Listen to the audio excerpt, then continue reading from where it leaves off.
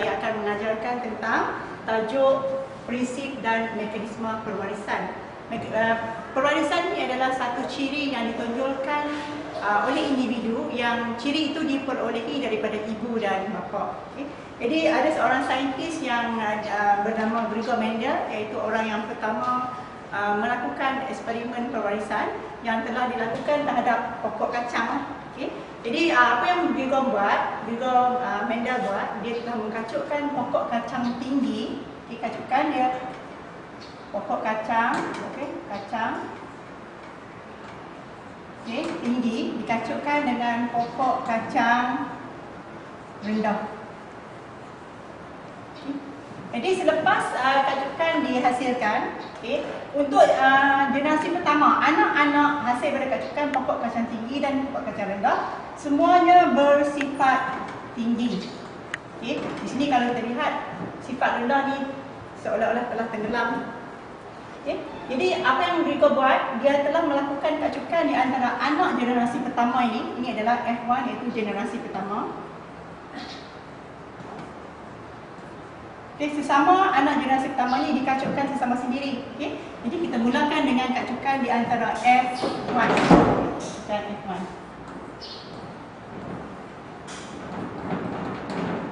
Jadi pokok kacang ni tinggi, dikacukkan dengan pokok yang juga kelihatan tinggi, tetapi akhirnya akan mendapat anak yang ada anak yang 3/4 tinggi dan 1/4 rendah. Di sini kalau kita lihat, timbul balik sifat anak pokok kacang yang rendah ni, yang mana pada generasi pertama ni telah seolah-olah hilang. Tetapi timbul balik pada anak generasi kedua. Jadi hasil kacukan pokok tinggi dan pokok tinggi. Jadi ini menimbulkan satu persoalan.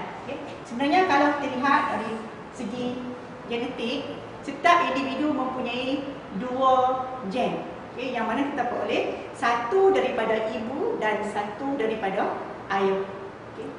Macam sini.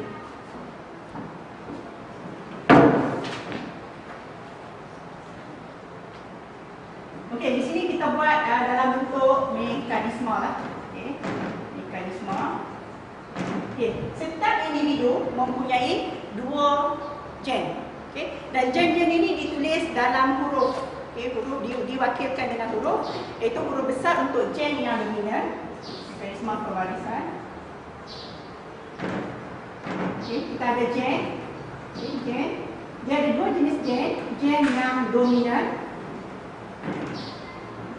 dan gen yang resesif. Apakah yang dikatakan dengan gen yang dominan dan gen yang resesif? Kita akan tengok selepas kita buat mekanisme perwarisan. Nanti kan. Seterusnya kita sambung dengan kacukan antara generasi pertama. Jadi dari segi pandangan fizikal kita, pokok generasi pertama ni semuanya berciri tinggi. Semua anak pokok berciri tinggi. Apa yang dibuat adalah kacukan antara pokok yang kelihatan tinggi, kedua-duanya adalah tinggi, tetapi dari segi gen dia mengandungi satu gen tinggi dan satu gen untuk sifat rendah. Apabila kita kacukkan di sini, jadi proses yang sama berlaku apabila proses meiosis. Meiosis berlaku. Jadi setiap satu gamet hanya akan mempunyai satu gen.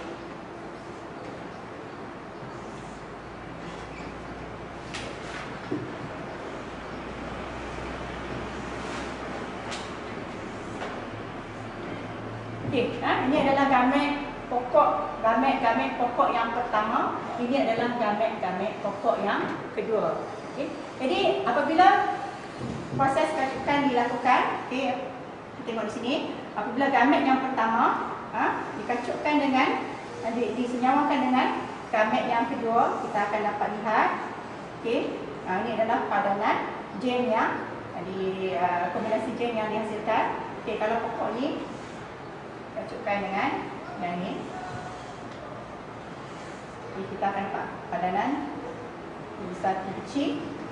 Okey, kalau gamet yang kedua ini dikacukkan dengan gamet yang pertama ini, kita akan dapat sama juga. Selalunya kita tulis huruf T besar dahulu, walaupun kita tengok sini T kecil, T besar, tapi kita tulis okay.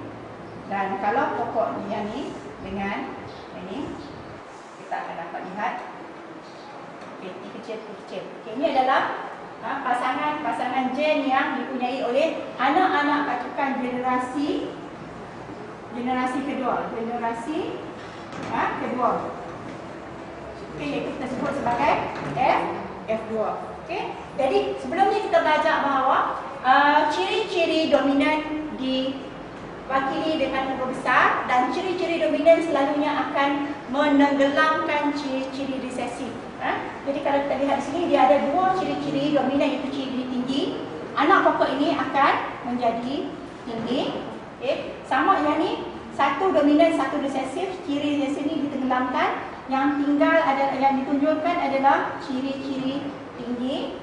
Ini juga sama, tinggi. Okay. Yang last ini, okay, kedua-dua gen yang terkandung di dalam anak pokok yang keempat ini adalah gen resesif kedua-duanya. Jadi gen resesif ini akan membawa sifat rendah, jadi pokok ini akan menjadi rendah. Okay. Jadi terbuktilah selepas apa yang dibuat di sini bahawa kacukan generasi kedua ini akan menimbulkan balik ciri-ciri yang terdapat pada pokok yang asal, yang mana pada generasi pertama dia tenggelam. Okay, dari segi mekanisme pewarisan yang akan menunjukkan bagaimana ciri-ciri yang tenggelam ini ditimbulkan balik pada generasi seterusnya. Okay, sekian, terima kasih. Pewarisan ini dinamakan gen lah, gen. Jadi ada dua jenis gen, iaitu gen yang dominan dan gen yang resesif. Yang mana dalam kajian pewarisan, gen yang dominan diwakili dengan huruf besar dan gen yang resesif diwakili dengan huruf kecil. Contohnya untuk ciri ketinggian. Okay. Kita ada dua jenis gen untuk ciri ketinggian, iaitu gen untuk tinggi dan gen yang digunakan untuk mewarisi sifat rendah. Okay. Walaupun dia tinggi dan rendah, tetapi ciri yang dikaji adalah tentang ciri ketinggian. Jadi kita menggunakan huruf T, okay, T, iaitu T huruf besar, iaitu sifat yang akan ditunjukkan adalah tinggi, iaitu gen yang dominan. Okay. Dan T kecil, itu sifat yang diwakili adalah sifat gen resesif. Okay. Untuk sifat rendah, okay, dia adalah gen yang resesif. Okay.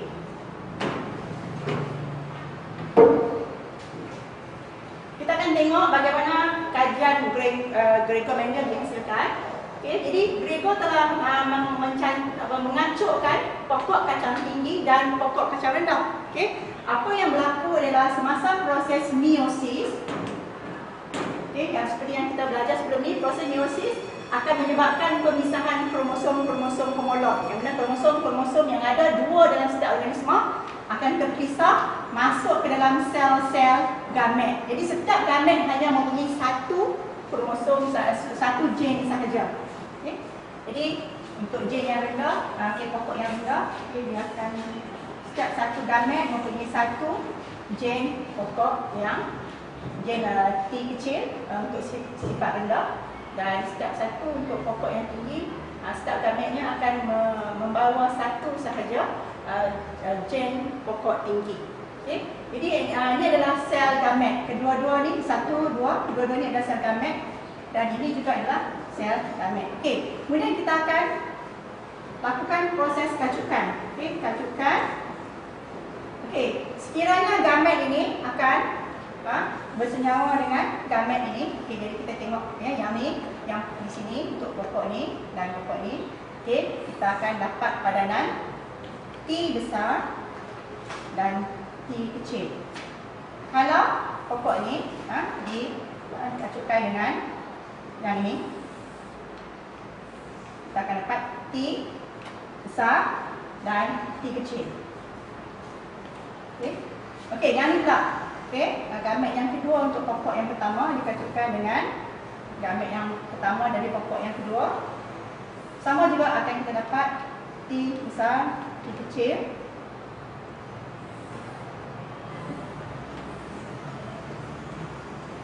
Jadi kalau kita perhatikan semua anak-anak pokok hasil daripada kacukan generasi ini, generasi ini dia adalah dia akan menghasilkan generasi pertama. F1 generasi pertama. Okey, semua anak-anak pokok generasi pertama mempunyai gen tinggi, rendah, tinggi, rendah, tinggi dan semua sekali. Tetapi kalau kita tengok di sini, okey, huruf besar mewakili gen yang dominan iaitu gen yang akan menguasai. Okay, jadi kalau kita lihat di sini, sifat tinggi akan menguasai sifat rendah. Oleh itu, semua anak-anak pokok ini bersifat tinggi. Okay, semua anak-anak pokok ini bersifat tinggi. Okay, seterusnya kita sambung dengan generasi kacukan generasi kedua. InsyaAllah.